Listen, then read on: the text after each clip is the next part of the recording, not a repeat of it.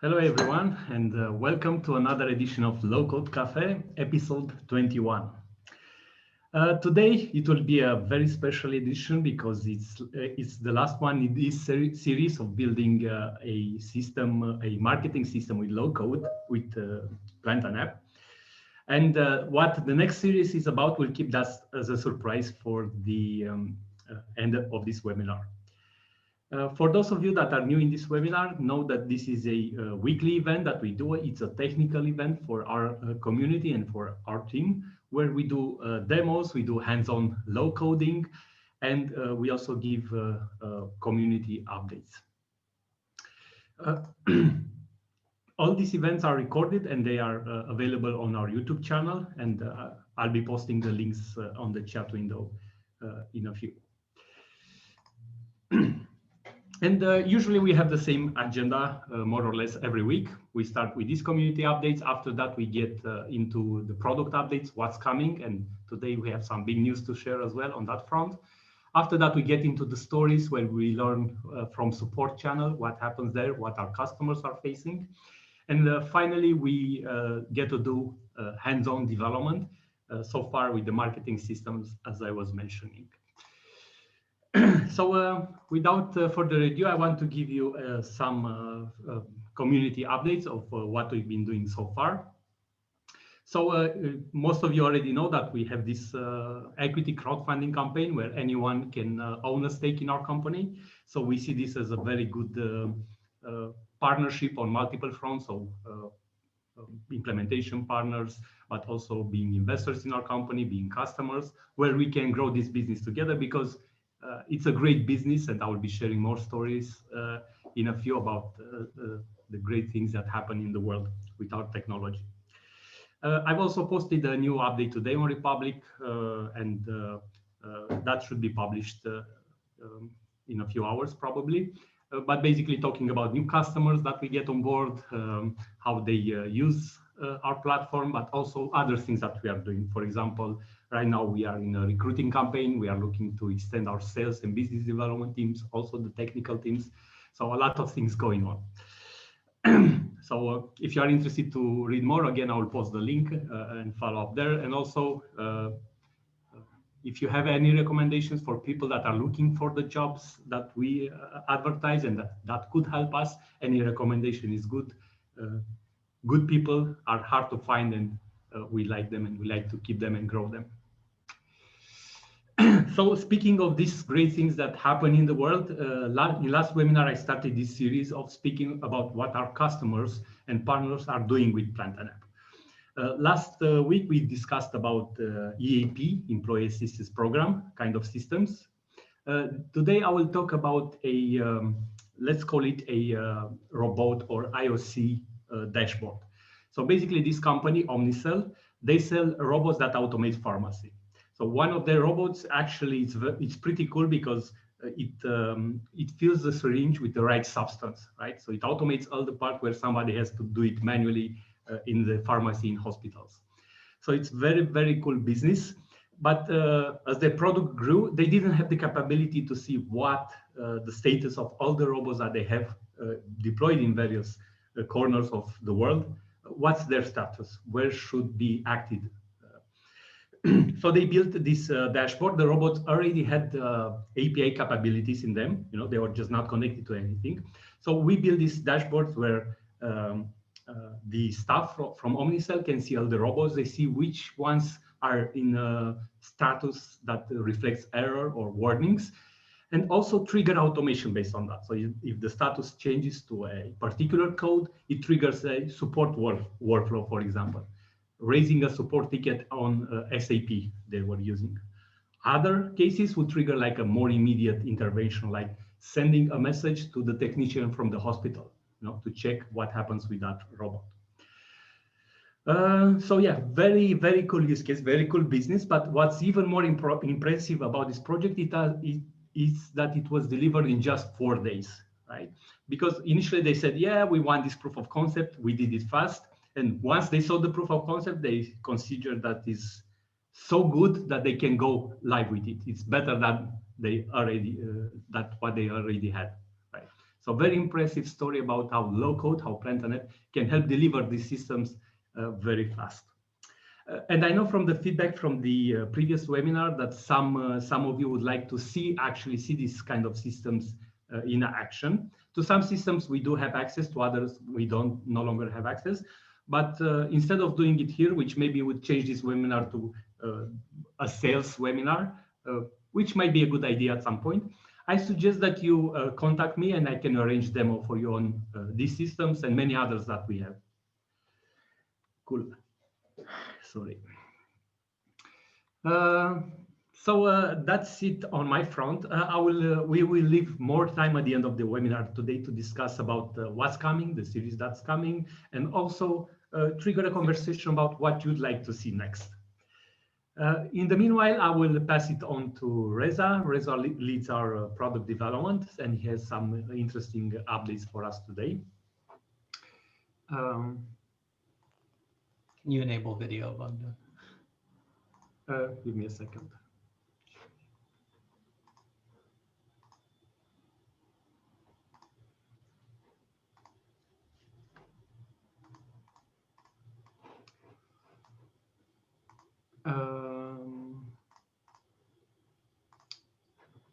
Okay, looks like I'm not host here. No big deal. We don't have to look at me today. So I just wanted to give an update to everyone. We're finally releasing 1.10. This one's been a pretty big one and a lot of change in it. We are code freezing today. Everything is tested and finished up. We're going into kind of a UAT client test mode for a few days, and next Tuesday will be the stable general release to everyone that'll get pushed out, both for the DNN Sharp modules as well as App Builder. If you're using App Builder and PlantaNet, you'll have the one-click upgrade experience. Very exciting but important thing that will happen once you do that is that the system will tell you you're not licensed. We are setting up everyone's licenses right now, and you will be able to log in just from within the app to the console, we call it. You'll see your license listed. You'll pick it and say activate. You'll come back to the application and you're done. Everything is licensed. It's very fast. It's very convenient. And depending on your license, then that will be your experience as you spin up other instances and things. So no more hunting and pecking and one-by-one licensing modules. Very excited about that. There's also a 30-day trial that can be clicked and turned on or activated if you just needed an environment for a minute or ran into an issue or something. You can always get out of it by activating the 30-day trial, and that one is lightning fast as well. We have a new skin coming out. It's a horizontal-based navigation, as well as a bunch of enhancements to what we're calling the page builder. So the gear that you have currently within the system that slides in and lets you configure the modules that are on the page, the features, still that, except you can override the styles and colors very easily of the skin, as well as get very easy access to things like the entity builder and the app builder, that sort of stuff, right from any page that you're on. And so that skin, though, will be coming out kind of as a alpha early release. We'll be releasing it as an add-on that you'll be able to install from within the application itself. And then you can go to an individual page or site-wide and apply it as the skin for either the default of the site or the page. It looks really good. You can fit a lot more stuff. So if you have apps that are very data and field heavy and you're trying to show a lot of things on the screen at once, the vertical menu that we have currently can kind of get in the way of that. So you can even do kind of a mixed mode, and maybe your administrative behind the scenes maintenance screens are in the current skin, and it has the vertical navigation, which is kind of convenient for that. But then your main pages and user facing pages, you can try out this new skin, and like I said, more real estate and just a better page building experience. And so we continue to iterate on that, and as we push updates or releases out, you'll be able to install those and upgrade them right from within the application as well. We have the field reordering coming, the new decimal property several enhancements. The dashboard is really taken off now with the KPI tiles on steroids. You can hit other data sources, even in other databases, and filter through a SQL where clause the entities as well as your SQL tables or views that you're pointing to, which just gives a lot of flexibility and power in there. More GitHub integrations, so more of your changes and things are being sent into GitHub where they're kind of backed up and change history is there for you. We've been testing with DNN 9.8 for a while and everything seems clear from our end. So in this release, we're kind of officially saying we support 9.8. If you do find anything, let us know. The community portal is a great place for that, or just reach out to myself or Bogdan. Really looking for that feedback. Also, I've had some people asking about this. And so in this release we're in now, we're doing all of our primary testing on a DNN 9.8 instance that will have Telerik completely removed, the way the DNN team published a YouTube video last week that shows you in like 5 minutes how to fully remove Telerik. So we're going to do that in our testing environments and do our entire release. We don't believe we have any dependencies, but we're going to be sure. And so I'll keep updates coming on that. And then the one change that did happen, though, from what we were releasing in 1.10, the new calendar template, listing template, just needed a little more time and polish and kind of, again, do no harm. So didn't feel comfortable releasing that and didn't want to hold everything up. So we pulled that into 1.11. It will come. It is very close and is very slick. And we can start maybe getting some early access to people if you want to try it out and give feedback on it and things while we're in this release. We'd welcome that. And as always, lots of little bug fixes and small enhancements and things have gone into this release as well. So be on the lookout for that. If you need early access to it, it will be available tomorrow and officially next Tuesday then. That's it for my end this week.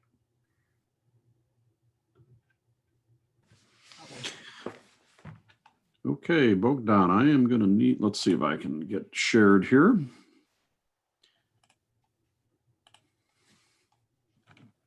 Hello, everyone. Okay. From the trenches, a couple of things that I wanted to talk about today.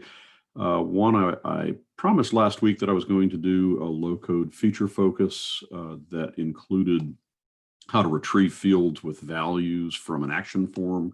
And in fact, I did get that added to the stack of content that is in low-code feature focus. So as always, we advise, I think it'd be great to follow along with the Plantain app and see these as they come out. They're just 5-minute nuggets or 8-minute nuggets of what of the things that you might find useful in your development.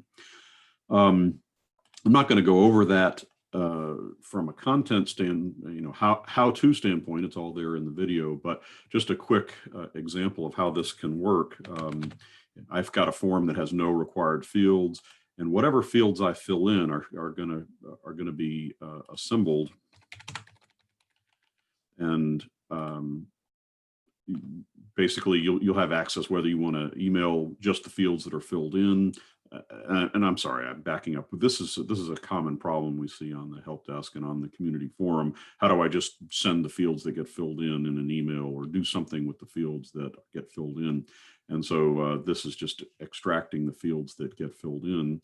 If I manage this form, I mean, the technique is just so easy. If I were to add another field like age into this, and the only requirement, it uses the report mechanism. So if I just say save to report and add age to it, that when I save and go back and refresh the screen, if I now fill in the age, and of course I'm 39, that now appears as part of the fields. It's just pulling the fields out of the report mechanism through SQL. To just a few steps.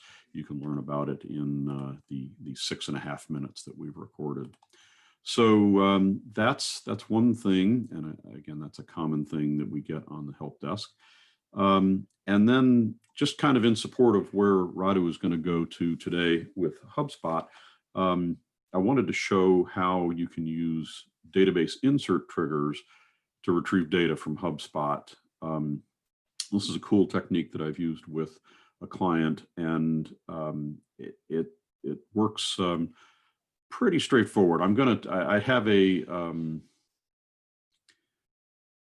HubSpot instance that has some, they have their two default contacts in it, and I've added myself and my wife. But if you hover this and then look down in the lower left corner that says that I'm contact number 101, or Brian here is contact 151, you can see that in the small left side, or if I were to click into it, you can actually see it in the URL here like that. So what I've built is a automation that when I go into SQL Server, I have a table that is called HubSpot. Let me go down here, HubSpot contact request. And if I just insert a record in here, I'm going to do it manually, but this could be in code. If I insert a record that has a contact ID, the automation automatically goes out and retrieves the information from HubSpot. So this is kind of cool. You can work in SQL and have something set up in the background to automatically go out and get the information that you need off of HubSpot. Or in the same way, you could modify the implementation to be able to modify data in HubSpot or any other API. So I'm not going to build this, but I am going to show you the behind the scenes. How did that get done? So if I were to look at this automation job that's set up, I have a trigger. It triggers when something gets inserted into HubSpot contact request. So just the act of putting a record into this table ends up getting this automation started. And then with just 3 simple actions, we get it done. So we do a load entities where we get all the new records in that table, and this I've just got a status field in there that's status new. And once we have them, I'm pulling out the columns that I need, the request ID and the contact ID, and I do a server request to HubSpot. And you have to look up the particular API. The documentation in this case to HubSpot just says that you have a HubSpot API and you have to pass it in an API key and the contact ID that you want. And we're doing a get, and it outputs it to something called payload that I've selected. That will create a token variable called payload. And I'm handling my errors. If something goes wrong, I've got an error here, but an error logic. But the next part of this is I just update HubSpot contact request with the fact that it's complete, and I store the payload, and that's it. Just a few simple statements, and we get that content updated in SQL Server. So that's kind of the introduction to the topic. I have this insert triggers is kind of a cool concept because, for example, if you're retrieving a lot of data from an API and there's page after page of data, you can use that same concept. So we run and process and do page 1. There's 50 contacts that come back and an indication that there's more pages. So at the tail end of that, that same stored procedure, that same sharp scheduler job, we just insert another record into that same table to say, that I need to get page 2, whatever the next page token is, and then the trigger automatically fires the job again and again and again until there are no more pages added to that request table. And just quickly, I've done that with a client system, and so my action was I added the request for page 1, and it goes out and gets the data, but then that job just automatically repeats over and over again. It adds for page 2 and 3 and 4 until it runs out of pages. So that's one mechanism for being able to process in a bunch of pages. Figure out how to do it for one, and then use that insert trigger to do it for others. And let's see, that's it that I had planned. Let's see, I'm just going to shut it down here and pass it on to Radu for our hands-on segment for today. Okay. Hello, everyone. So the main project that we're going to do today is how to create new contacts in HubSpot and how to assign those new contacts that we create to a list. Before I get there, I will just want to make a short recap of what we have right now in our marketing platform. And I think I forgot to share my screen. So this is going to be a good start. Okay. So let's see. Let's go through everything that we did in the past 10 episodes. So we started in the first episode 11, we started with just the basic structure of a marketing platform, at least how I envision it at that point. And I think in the first episode we were able to send our first email actually out of the system, and not only that, but it was already being able to sustain parameters based on tokens. So the idea was that the template of the campaign itself could have something like contact, first name, last name, and those values were going to be replaced in the final email, so you can have personalized email addresses. And moving forward to episode 12, we added the Visual Composer, the B3 integration that we have, to create more complex and robust email templates. Also we were continuing to support the parameters for personalized emails. If you didn't watch episode 12, or you're gonna rewatch, this is maybe I can show it to you again, but this is the B3 integration where you can start adding small modifications here to the context. Let's say it was here. This is one of the templates that I'm using right now. I can just go and click update at the bottom really quickly, and going back to my campaign, I can show you how my template was already updated, or was it? Well, no, I may most likely know that that template was already prepared for the but starting a new campaign, maybe I can modify that. In any case, moving to episode 13, we build a workflow that actually calls itself. So a workflow that uses itself to do some work. In that episode we attached attachments to the emails, but not only that. In that specific episode, we showed you how we can use for the more technical users how to use recursivity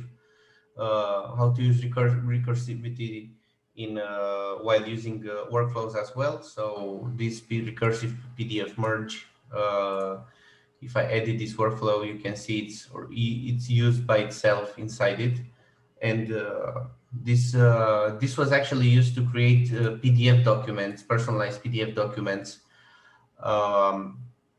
from pieces. So if you have one big presentation, for example, email documents, let me see, document parts.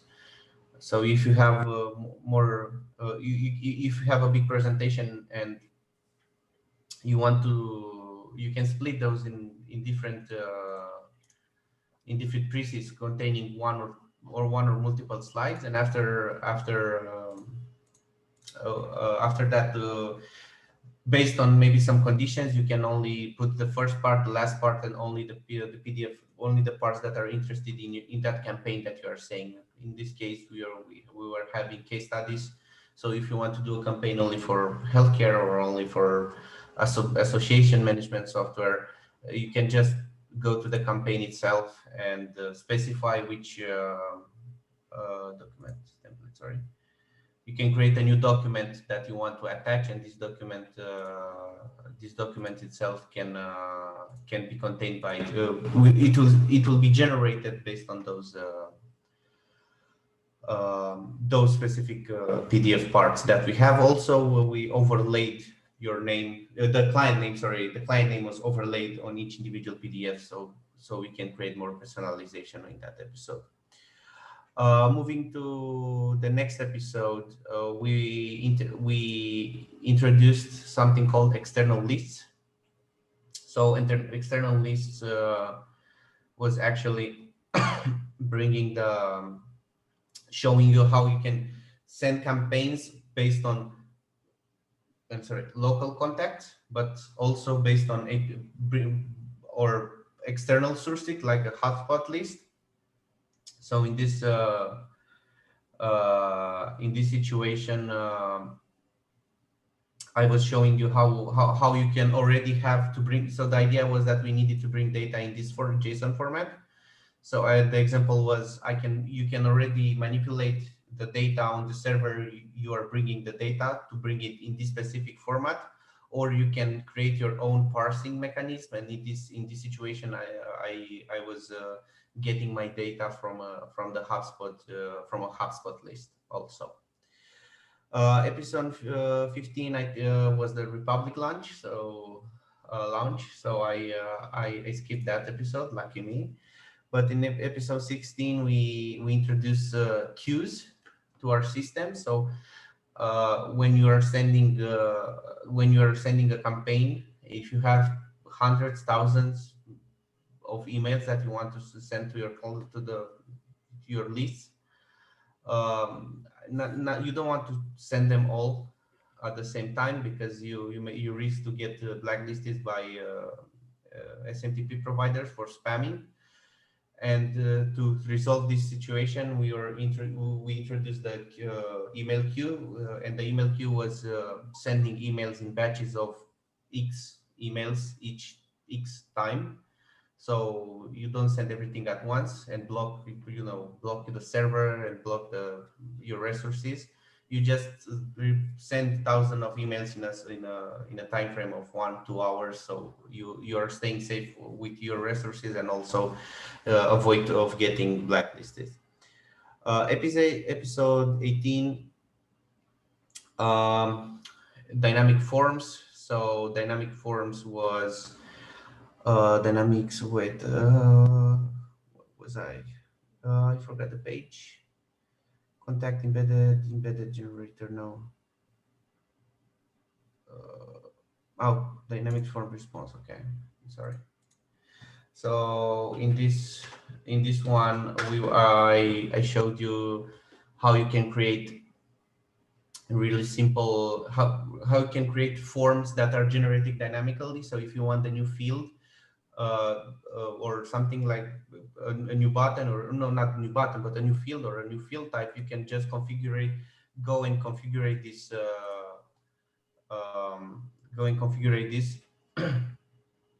and after that you get dynamic responses based on you can get dynamic responses and see what the responses are for each individual. And what we did for this specific implementation, we were sending the request over SMS, and when you're getting an SMS, you're getting a link, something like this, and when you land it on that link, you can see this form and fill it in, and you're just receiving that data into the system. This was more designed to show how you can get intake forms or something, forms that you want to collect data, and how do you feel about my service or something like this, and you can just create really quickly. A business user can go create those are the questions I'm interested in, send a SMS campaign after that. Episode 19, we are going for the embedded, how to create the embedded forms. Remember embedded container, I think this was one. So this form that you are seeing right here, right now, is not actually in this page, is actually coming from the page above. And you can, in that episode, I showed you how you can copy paste the code that is generated in each individual, for each individual form or grid. And you can copy paste it on another website or public on other CMS or other website at all. And you can interact with your customers directly through a form that it's living actually inside Plantanet. And moving to the last episode before this one, I showed you a little bit of the security fundamentals, of tips and tricks, how you can stay safe in those wild times. All right. So this was until now the email campaign, the Netflix miniseries that we were trying to build here. And today I want to show you how you can create a contact in HubSpot and how you can assign a contact to a HubSpot already created list. In preparation for this, I only set up an action form on a page, so nothing fancy. And moving forward, I would like to show you, to make you a short introduction what we are gonna do today. HubSpot has contacts. So contacts is a list of all the people that you use in different ways in the system, and also can have lists. And usually, if this is you just come and see, I have this lead, and this lead is in healthcare or it's in the low-code industry, and that means that when I would like to assign that specific user to this to this list here, and after that I can, when I do, I don't know, an email campaign or something like that, how we're doing.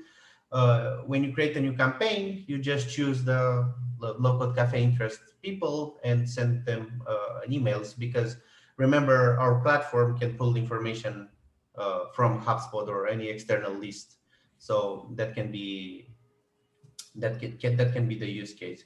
And for doing this specific use case, you only need to call two APIs. One which is create a new contact, and this is the API, and this is some of the basic they call them the standard fields for creating a new contact, like the email, the first name, last name, website, company, phone, address, city, state, and zip code. And after you create this new user, you are gonna get, I think at the bottom of the page, you're gonna get the ID of the VID of this new user that you created, and taking this, then based on this VID, you can move to the next API, which is called add existing contact to a list, and you can specify here the list ID, and after that you can specify the VIDs or the emails of that contact that you specified. Keep in mind that you can specify multiple VIDs or multiple emails if you want to assign multiple people to the list, but in our specific situation, you only want to assign one at a time. All right, so I'm gonna move this outside of the screen for the moment, and I'm gonna start configuring the action form. Start. Right, so I showed you in the first time, we need to, so those properties here, email, first name, we need to create fields in our form for those. So what I'm gonna do first, I'm gonna rename the form to create new HubSpot contact, and I'm gonna start adding my fields. So I have the list here on my other screen. So the first one is we need to choose email, and after that we need a first name. So this can be a text box, First name. I'm sorry. Let me make the email required. And let me make my first name also. I will make all the fields required. And now, because I already have it required, I'm not going to add a new text box. I'm just going to clone the existing one for the last name. And just go and say last name, which is the next one, website. So website can be, well, it can be another text box. Let's say website. And the website, well, the validation of it needs to be, oops, say really quickly. The validation of it needs to be, I think, website address. All right. Now they ask for company, and that can be also a text box. Name a company. And I think because I cloned the one above, I copied the validator as well, so I don't need a validator here. Company, we need the phone address. Well, let's add the phone picker. I will assume that we are based in US, so the initial country should be US, and the preferred one as well. Address, well, I'm gonna skip the rest for the moment. The city, the state, and the zip, we have the basic information. We can add all of those afterwards if we have time. So I'm just gonna, well, we need also the button. Submit, well, submit was there.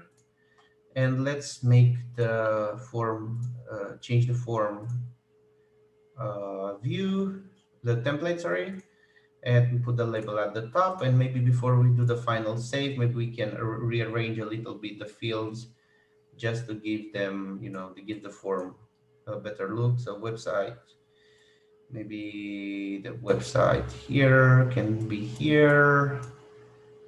All right, this can stay until maybe one more.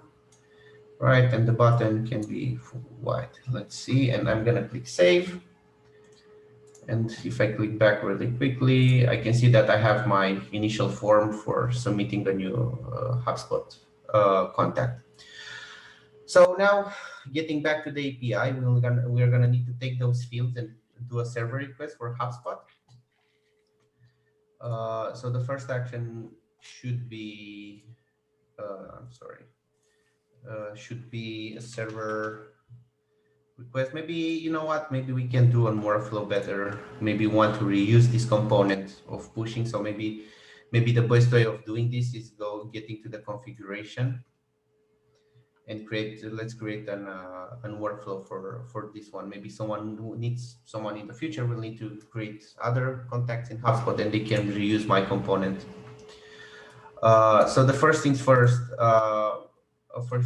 we need to prepare the input parameters. So those need to be the same as the form fields that we created. So the email, first name, last name, what do we have here? Website, and website can be of type URL because the website is going to be a URL.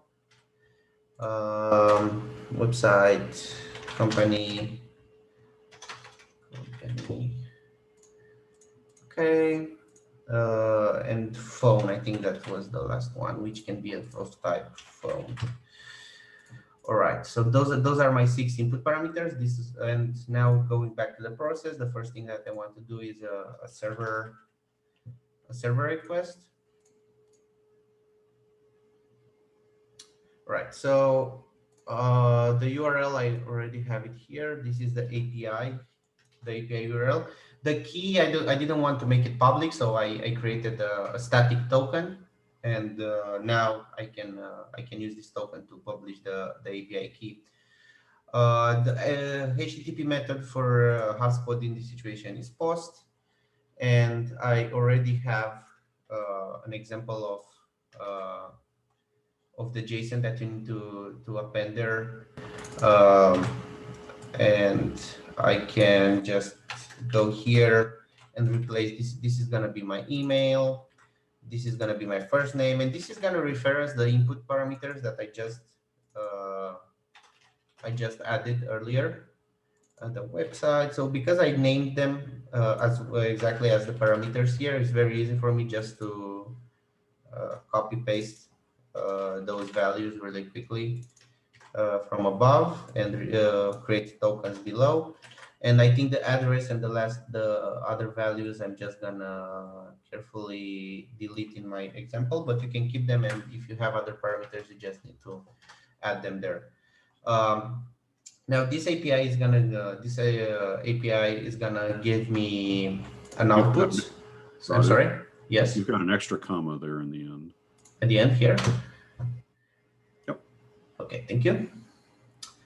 Now I need to get the JSON response, and the JSON response. So this is gonna be the JSON response from their documentation. They're gonna give me a lot of information. But what I'm actually interested at this moment is this thing at the bottom, the VID. But the first thing it will be to store that JSON in an output token. So I'm just gonna say contact JSON, and I'm gonna click save. And to get that the VID, I will need to parse the JSON into tokens. And I'm gonna say this JSON that I have, I want to rename it in. I want to save it as contact. Contact data. And I'm gonna, for the moment, I'm just gonna close the workflow. And what I would like to do is to output that VID. And this is gonna be the contact data, the JSON that I'm retrieving from HubSpot, and the VID property of that JSON. I'm just gonna click save. Create and add contact to HubSpot list. I'm just gonna add the same description, and I'm just gonna click save. Okay. Now getting back to my form on this page, I will need now to call that to make a API call, the workflow. We need to execute the workflow. I'm sorry. I'm just gonna type execute, and I have my create and add contact to HubSpot list. Again, I think I named the fields the same as the properties that the input parameters of the workflow. So I'm just gonna do a copy paste really quickly, as you see here. And those tokens right here are Garrow. So basically, I'm taking the fields, I'm adding them here to be sent to the workflow, and the workflow is gonna get them and do the server request for me, and it's gonna retrieve me my ID for. And maybe I can store the VID for the moment here, and I can. Oops, what happened? And I can just for an example, I can display a message to see what is my new VID in this situation. I'm gonna click save really quickly, and now I'm just gonna fill in. I'm gonna fill in the data. www.plantapp.com. All right, and I'm gonna submit really quickly, and I got an error unsupported with I see, my bad. I think I didn't specify. That's my bad. HubSpot needs to know. HubSpot needs to know the headers, the content type. So content type JSON. Sorry. Application JSON. I'm gonna click save, and I'm gonna click submit again. And now I have 201. You can see it here. We have 201. This is my new contact ID. And if I go really, and if I go to HubSpot right now in my contacts, I should have a new contact that it's me actually. So this is me here with my phone number and my company, associated company, and so on. All right, but that's fine. I have the contact here, but I didn't attach it to any list yet. So let's list here to the low-code cafe, and let's do this now. So remember, we can go back to my workflow, and what we need to. This is not the one. This is the one that I'm trying to work with. So now that I have the VID, now I can move to my second API. And my second API, when I say API, I say I want to say my second server request. And this server request that I'm gonna do right now is this one is gonna push the contact to that specific list. So it's the same thing here. That's this is the API URL. Also for the data, right now we have a very smaller JSON, and instead of the random contact ID or VID in this situation, we can just say that we want the contact data VID, the one that we are actually also outputting. We also want it to have it here. So this is gonna push to my specific list. And you see right now I know the contact ID, but to what list I'm pushing this contact. So you see the list ID is 1 in this situation, and I was getting that information from here, from the URL when accessing the list here. I saw that my list has ID 1. This is my first list in HubSpot in my account. So for this example, I hard coded 1 here, but this can also be an option for your. We could make that be an input. Yeah, exactly. You can and do you need, does that a post to a list? I'm sorry? Is the method a post there? Yes, the method, it is a post. And let me add the header also. Content type. And the value was application/JSON.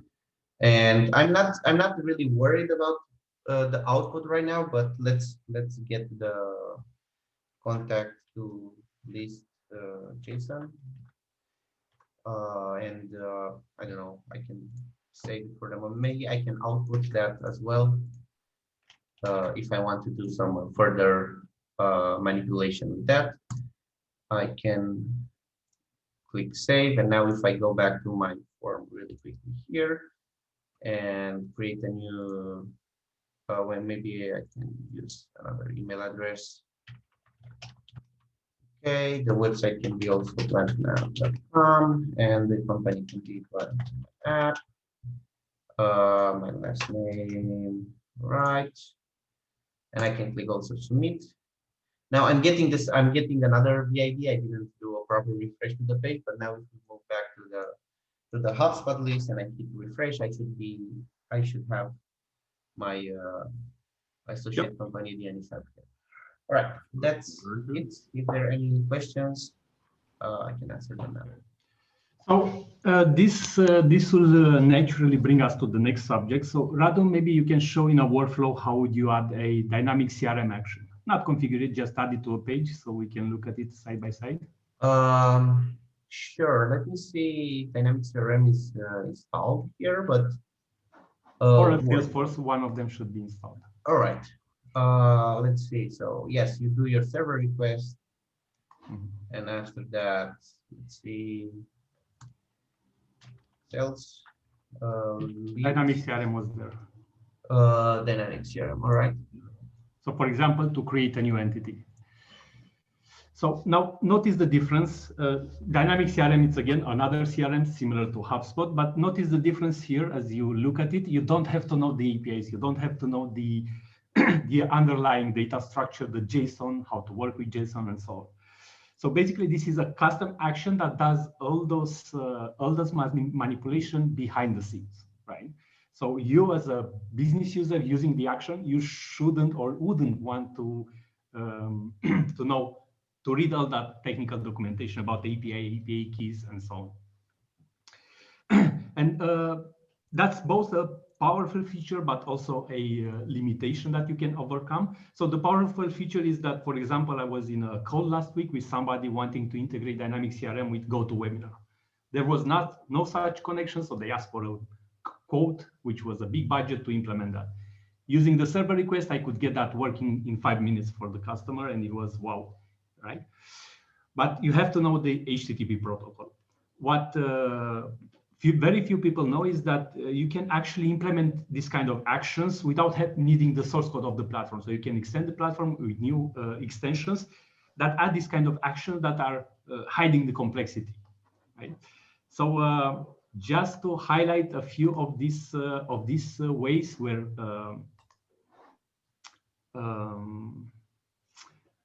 the platform can be extended. Let me share my screen.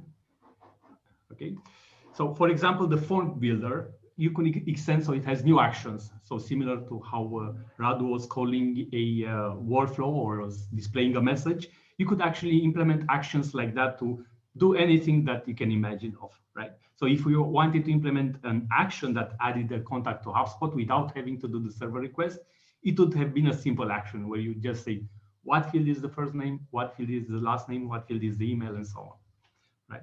But there are many other ways, like in form, you can create new form field types, you can create different validation for input, you can create item data sources in dropdowns, custom form templates, and so on. And it's the same thing in all our components, right? Like same thing in the grid. You can create new data sources, you can create new templates, you can create new formatters, like displaying data differently. So we have all these integration extension points.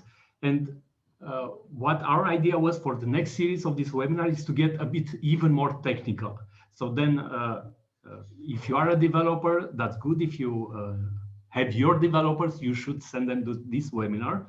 And of course, it will also help for you to be in this webinar because then you know the capabilities, you know what to ask from your developers in order to make things easier and more reusable for you as a business user configuring the application.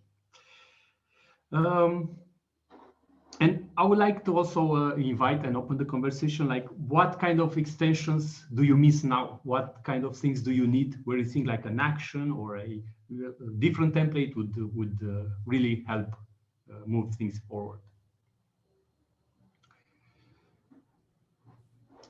And if there, until we get anything on the chat or on the Q&A, I'd be happy to show you some really custom stuff that we did, right? So for example, looking at the community portal, which I'm sure many of you know, you'll realize that here it's a listing module displaying all these questions, right? So the same listing module that you saw earlier showing the data, the let's say the list of contacts in Plant and App instance, here it displays questions. And on the questions page, it displays responses, answers, right? So just tweaking the template, creating a new template is possible to achieve this kind of custom layouts. Even more different, even more like more visual. I'm not sure if you checked our blog on the on Plant and App. So basically, this again, I think this is actually built with the search engine. Am I correct, Radu? Yes, it's Sarahust. Yeah. So here it's our search engine. So again, a part of the platform. But notice how the results. This is the results of a search. They are styled differently. You know, they have the images, text, they have some metadata. You know, but here, if I search for something, let's say release, you see, this is the faceted search feature of Plant and App. These are the results filtered to what I just searched. So there is a lot of power behind the scenes to extend the platform to achieve even more customization.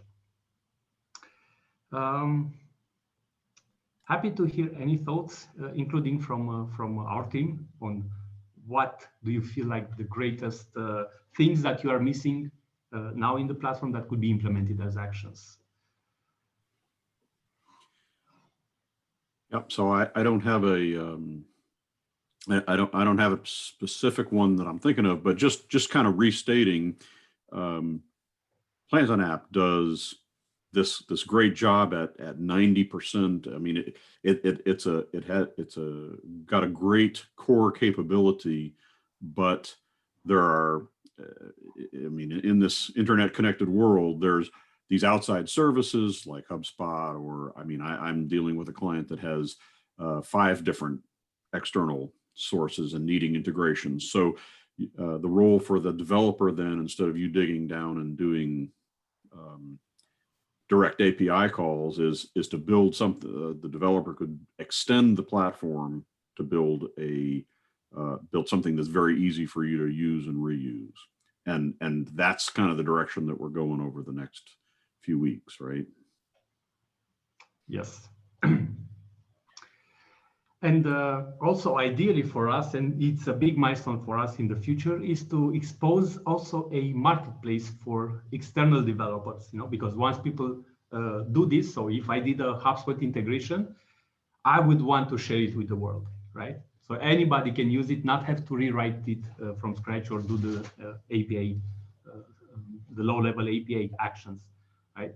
So then that's the bigger vision, that we are going to have a marketplace where you can browse extensions made by other developers, that can ease your job. You could find these things already implemented for you.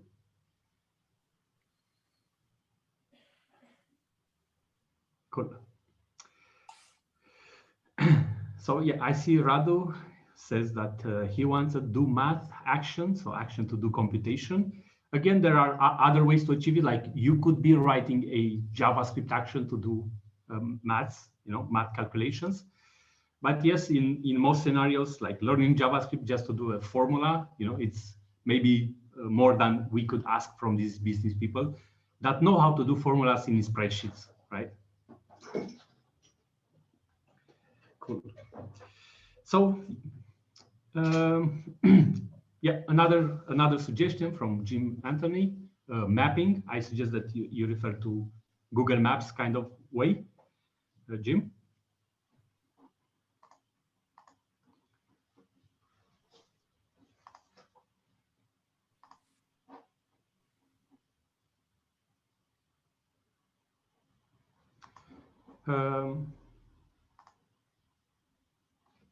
Yeah. So yeah, having more built-in maps features again, it's something like we did with the dashboards, right? With the dashboards, we usually show how to do it the dirty way, like you can do it the low-code way, right?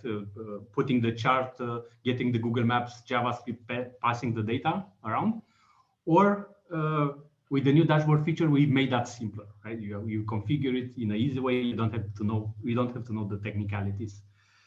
So yeah, similar with Google Maps, you can do it today in the same way, wire things together, but having something that's more built-in, it's much easier to use by everyone. Again, Kanban view for listing has been suggested. Very interesting. Yeah. Yeah, Kanban view, I mean, it's a must-have nowadays in any system, to be able to drag cards from one column to another and have something triggered when that happens. So yeah, a lot of this can be implemented as a feature without needing to be a Plantain App feature. It can be implemented as an extension, right? So that's what we are going to demo in the next series. And we are very excited about that because this constitutes a lot of the value that our platform offers, and very few people know about it. And I'm looking forward to also hearing the feedback and seeing what people come up with, what people implement. That's really democratizing, extending the platform. Cool. So thanks so much, Elle, for being here today again in this webinar. Maybe one thing that I should outline is that next week we will take a break because of Thanksgiving. And then we'll follow up 2 weeks from now with this more technical series. So yeah, thank you all for being here and have a nice Thanksgiving and see you afterwards. Bye.